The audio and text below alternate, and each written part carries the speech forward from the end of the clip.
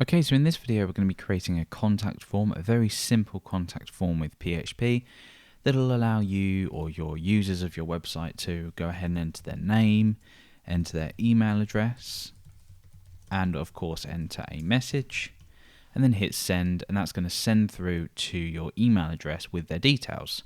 So let's go ahead and check the email out that we just got, and there it is. You can see that we've got a message from me because I'm using my Gmail account to actually send the message. So we'll learn about hooking up your SMTP details for this.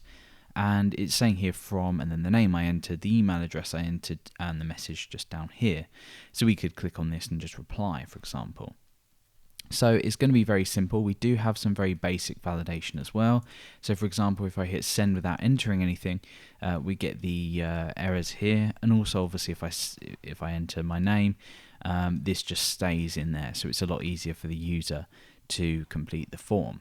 So we're going to be building this. Let's take a look at how we start the code out. Okay then, so to start things off, we've got a basic design here. I'm not going to be going through how we're going to design this, but let's take a look around the directory structure and we'll get a feel of how this all fits together. So under my root directory, which is just contact form, this will be the root directory of your website perhaps, we've got index.php. This is basically what you can see at the moment in the browser. We have a form with 3 fields on. The first one is the name, so the user's name, the email address, so the user's email address, and then the message here, which is a text area. All of these have these name attributes, which basically tell PHP how we pick these up. And we've also got a submit button as well. So go ahead and create your form. You can see I've linked in a style sheet here with the following styles. So if you did want to copy these, you could. Very, very rough, just put together styles. We're pulling in a font from Google Fonts API as well. But basically that's what we're doing. So we've got our basic design here with no PHP on at all. This will need to be a PHP extension because we will be doing some logic within here at the top, and also we're going to be looping and outputting any errors just here. You can see in the browser at the moment the style for this is just a sort of grey box here. So that's everything set up. We've then got contact.php, which is a file you'll need to create, again in your root directory. Now this file has nothing in it at the moment. We'll be doing everything from scratch within here. And lastly, we've got thanks.php, which is basically just a standard document with a style sheet linked in and a small message there. So apart from that, we need to depend on a library, and that will allow us to send email. Now the reason that we're not relying on our native mail function in PHP is because this becomes really tricky when you're moving things to a server. It tends to be slow, insecure. So it's best to rely on a well-established library like PHP Mailer. So I currently have this inside of a libs, so library directory inside my root directory. But again, if you install this with Composer, if you know how, this is a lot better. I'd recommend this solution.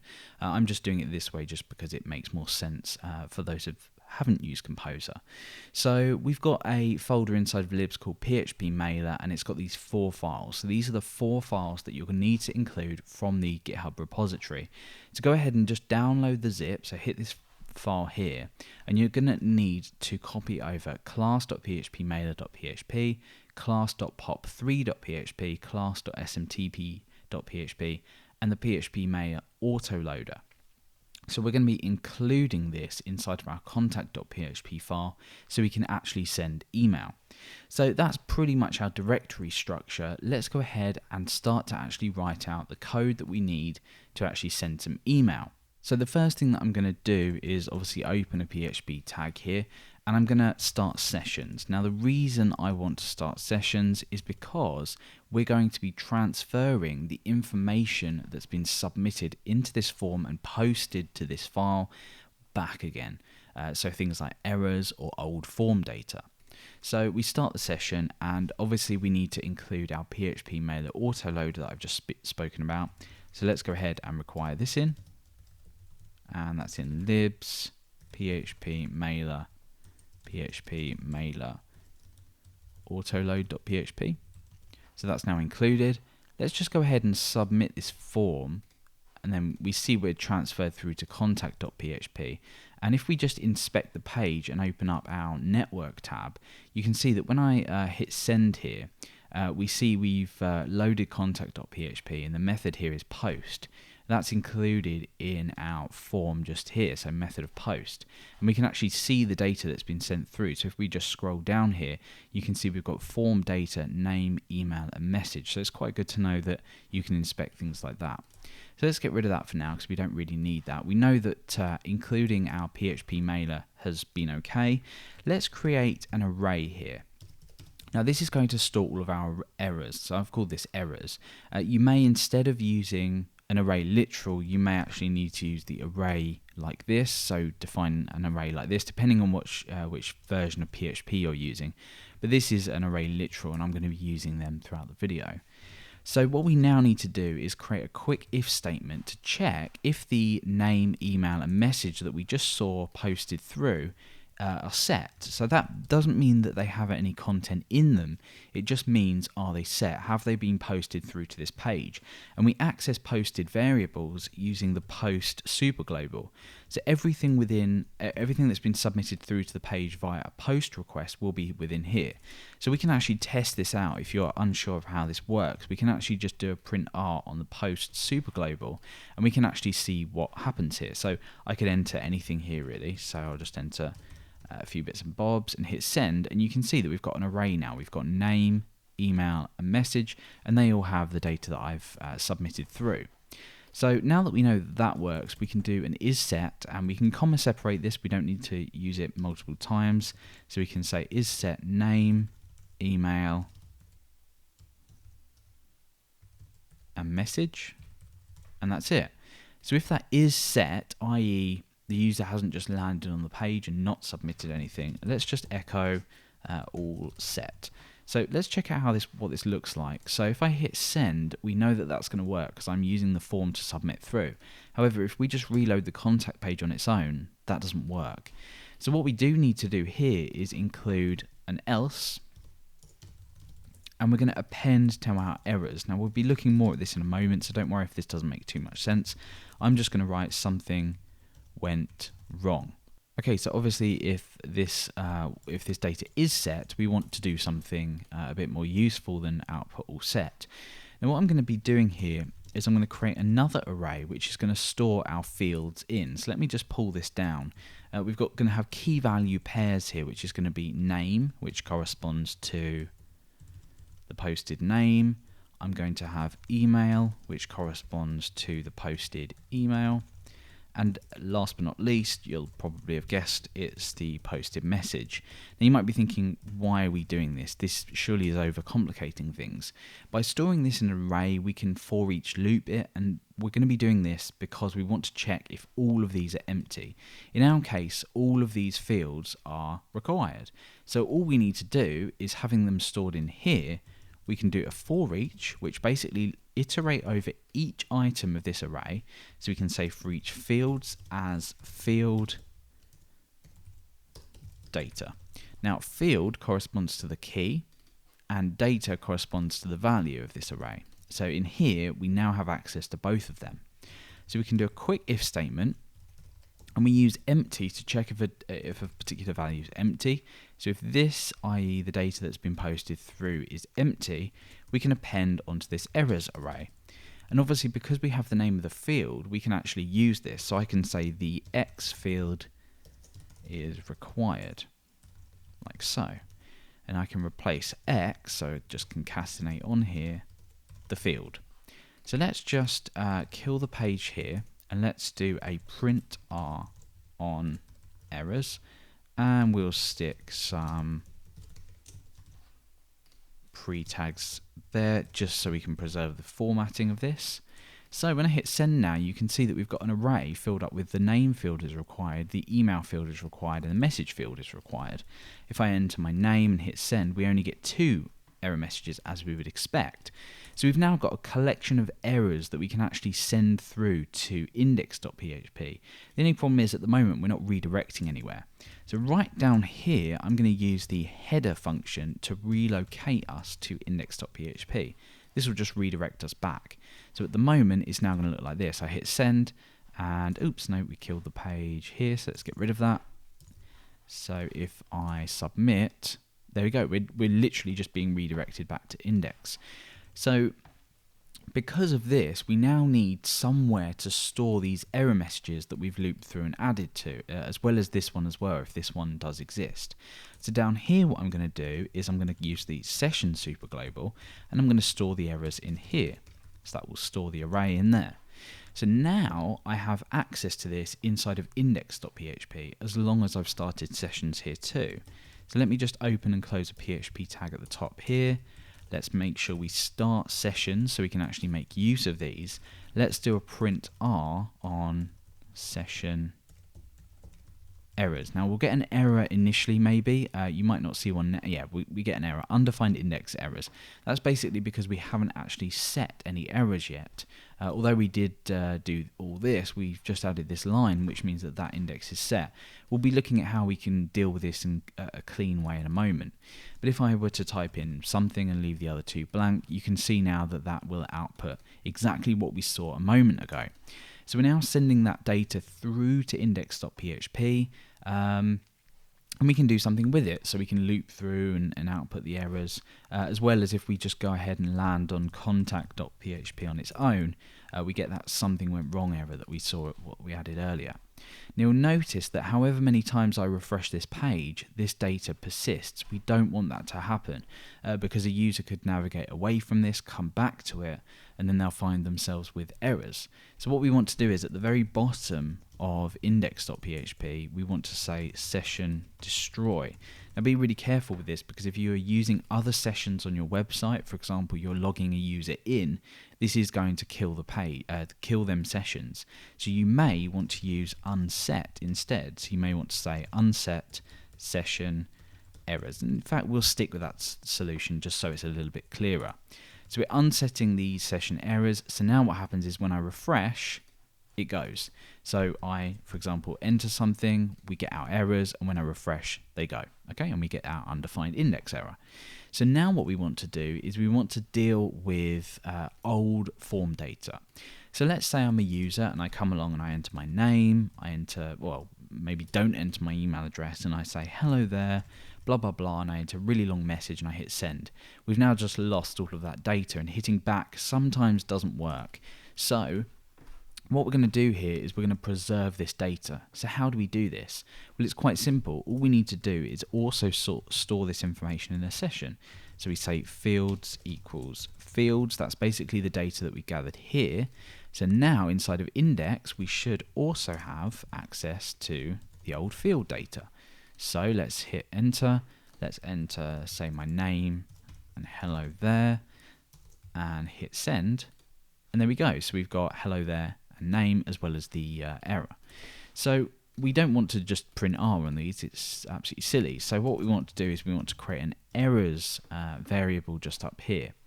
Now, of course, we could just say session errors, and then we could loop down here, which we'll do in a minute. But it gives us the same error because this isn't actually currently defined in the session superglobal. If we just do a print R on session, we should get an empty, let's just refresh here. Yeah, so we don't have an errors key in there, so we're basically accessing this undefined index. Okay, so let's get rid of that. We can use a ternary operator here just to do an isSet check around this, and then we can say if it is set, we want to assign the same thing to that, otherwise we want to assign an empty array. If this confuses you, don't worry, it basically just means we're setting something inside of this errors variable. If session errors is set this to this, or set this with this value, otherwise set an empty array. And the reason we're doing an empty array is because we're going to use the empty language construct in a minute down here. So we can do the same for fields, so we can literally just duplicate this line, and we can change this over to fields, fields, and fields. Cool, so we've now got that, and we should not see any errors. Perfect. So let's loop through the errors now, just so we can output them down here.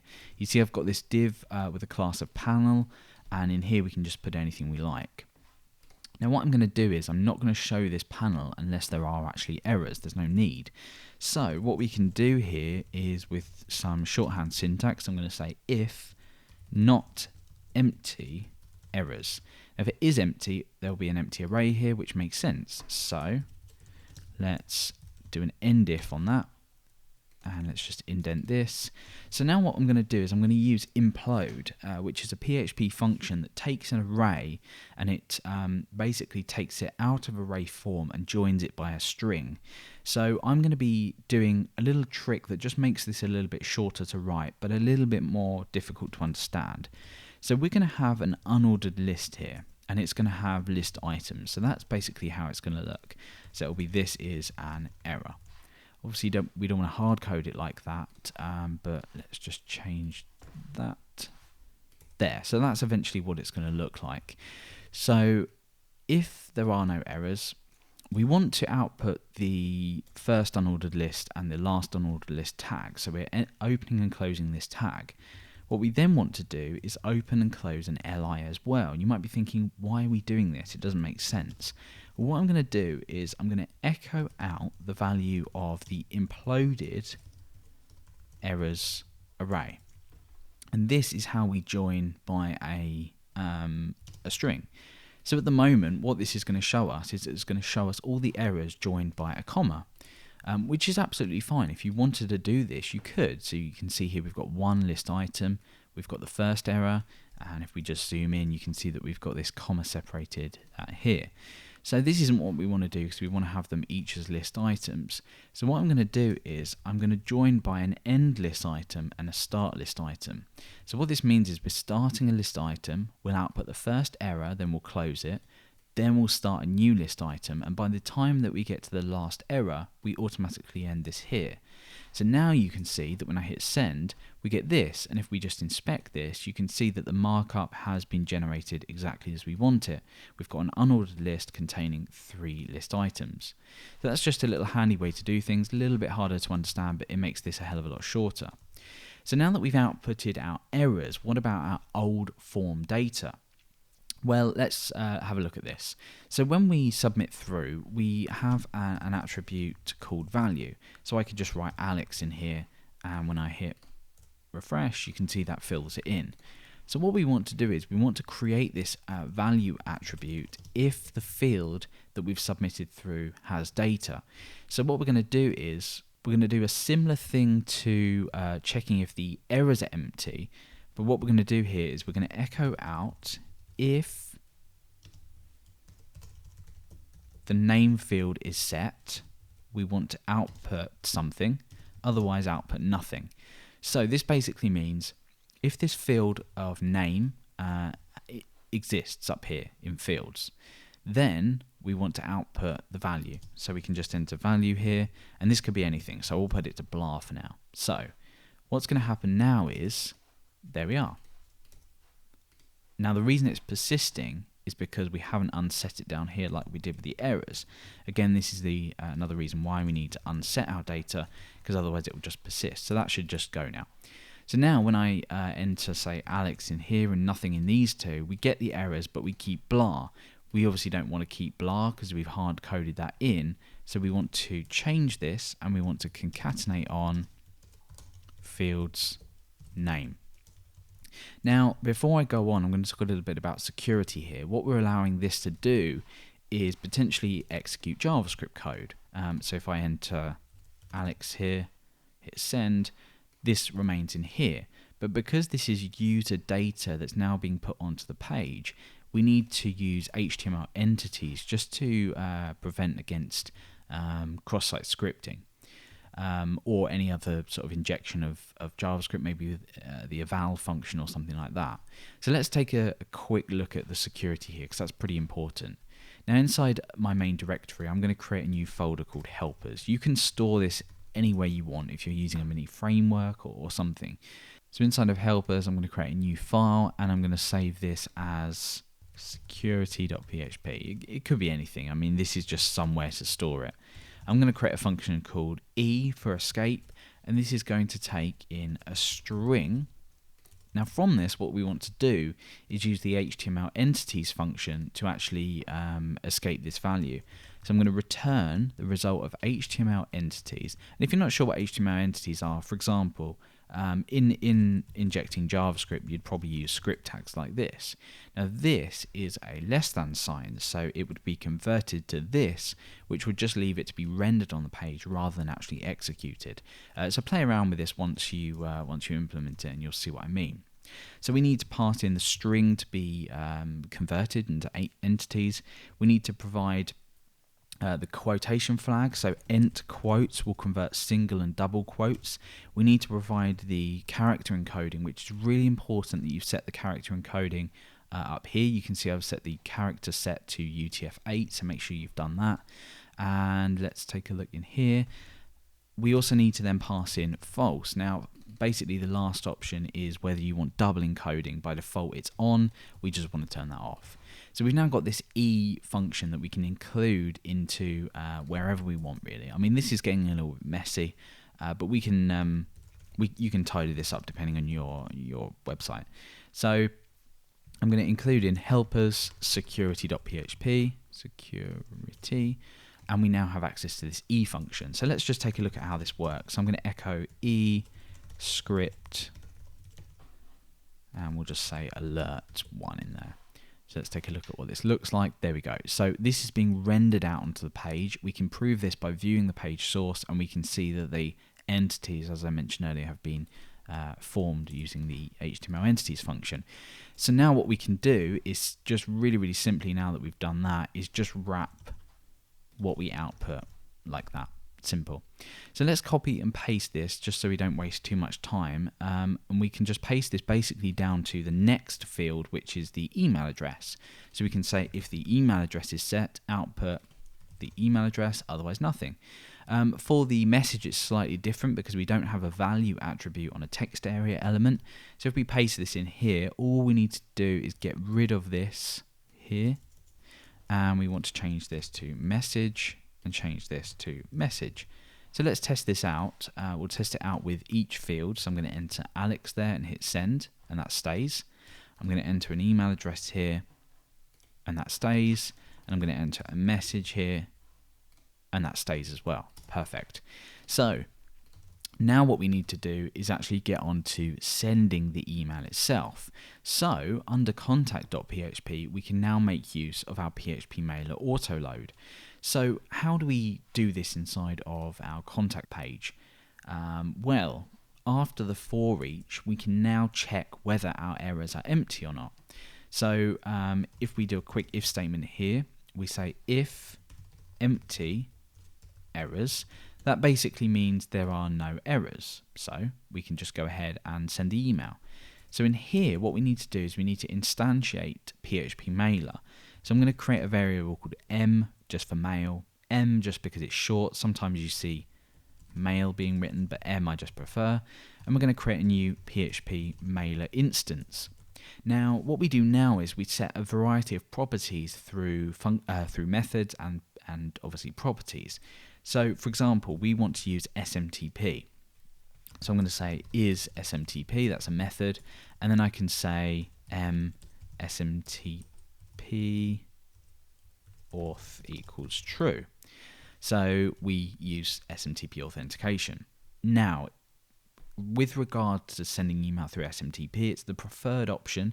There are services that provide the ability to send email through SMTP, but I'm going to be using Gmail settings. This is perfectly fine to use Gmail on a very small basis, like a contact form, to send email. So if you're using Gmail, you can follow along with the same port numbers and everything. Otherwise, if you have another mail provider, go ahead and look up their SMTP details, and you can just replace them in here. So I'm going to say the host is smtp.gmail.com. That's the server. And we're going to say username. Now the username in a Gmail circumstance is just your email address. So I'm going to enter that here. And for the password, that's obviously going to be your password. So I love cats1 and SMTP secure. Now this can be TLS or SSL. In my case, it's going to be SSL. And we also now want to define the port. In this case, it is not a string, it's 465. So we've now connected to, we've set up the connection ready to actually send the message. At this point, we're not hitting Gmail's server. So to debug this, you can actually use Smtp Debug, and you can set that to 1 or 2 depending on the level that you want to debug at. So if you are having any problems, do go ahead and use that. So what we're now going to do is set things like the subject. So again, it's just using a property called subject, and I'm just going to say contact form submitted, and we want to go ahead and set the body. Now what I'm going to do is I'm going to cram all of the user's details into the body. We saw at the start of the video how this looks in Gmail when I received the email. You could set a reply to field, but Gmail I don't think supports this. I might be wrong, but either way what I'm going to do is just put this all into the body, and then we can do what we want with it. So I'm going to say from, and that's going to be the name, so I'll call that X. In here I want the email address, that's going to be called Y, and then I want to create a paragraph element, and I want this to be the message, so I'm going to call that Z. Now in order to send messages with HTML, we need to say M is HTML, like that. So we've now got from. Let's just concatenate on these details. So we have fields name, and then in here we have fields email. You can of course use double quotes for this, and then use the curly brace syntax to include these, but I'm just keeping consistency. So in here we want fields message. There we are. So that's our body sorted out. You can go and include an alt body as well, which is basically just a plain text body, just if you want to. Now what I'm going to do is I'm going to set a from name, otherwise Gmail will identify this as root user. So I'm going to specifically define the from name, and I'm just going to say contact. It can be anything you want. So as I mentioned earlier, if your mail provider does support it, you can use add reply to. Gmail, unfortunately, I think ignores the reply to. So when you hit the reply button, you'll be replying to yourself, the email address that you sent this from. In this case, it's the same email address here. So you could do something like fields email and fields name, like that. In my case, it doesn't work, but go ahead and try it out for your mail solution. So we now want to add an address we're sending this message to, because we haven't done that so far. Don't confuse that with these details. We are using these details to connect to our SMTP server so we can send the email, but we're not adding an address. So let's do that now. This is a method, so we type in the email address that we want this to be sent to, and then we type in the name. So I'm just going to Alex Garrett. So we've now included all of our details. It is a little bit messy. It's probably better to use some kind of third-party solution, but if you're just sending email normally on your website, it doesn't really matter too much. So inside an if statement here, I'm going to use the send method on PHP Mailer. What this will do is it will send the email, and it will also return a boolean, true or false, and it will tell you whether the email has been sent correctly. So we can use this in a if statement. Now if the email has been sent, I want to just redirect the user to thanks.php. This could be anything. I've just included that as an example. I probably wouldn't recommend just having a page dedicated to thanks. You might just want to redirect the user back to the home page and put a little message at the top or something like that, whatever you want to do. Otherwise, we've got an error. So we can append to our errors, and we could say, sorry, could not send email, try again later. There we are. So now we're pretty much good to go. Let's test this out. As long as I haven't written anything wrong, this should all work. So let's enter some details here. And by the way, we don't actually have email validation. I'm going to leave that for you to check out using the filter var function. You can include that and then use the errors to actually redirect the user and display the fact that the email address isn't valid. What you could also do is maybe set this as a type in here as a type of email, and you will get some front-end validation, but obviously don't rely on this. So I'm going to type in hello as my message and hit send. And there we go. So I can assume that that works. So let's check out the message that we should have got through to our email client. And there we go. We've got a message from contact, which we explicitly set. It's from Billy, and then the email address, and then the text that was entered here. So let's just check out what's going to happen if we enter some incorrect details perhaps here, or our server can't be connected to. So let's just change the password like this, and let's go ahead and go back and submit this again.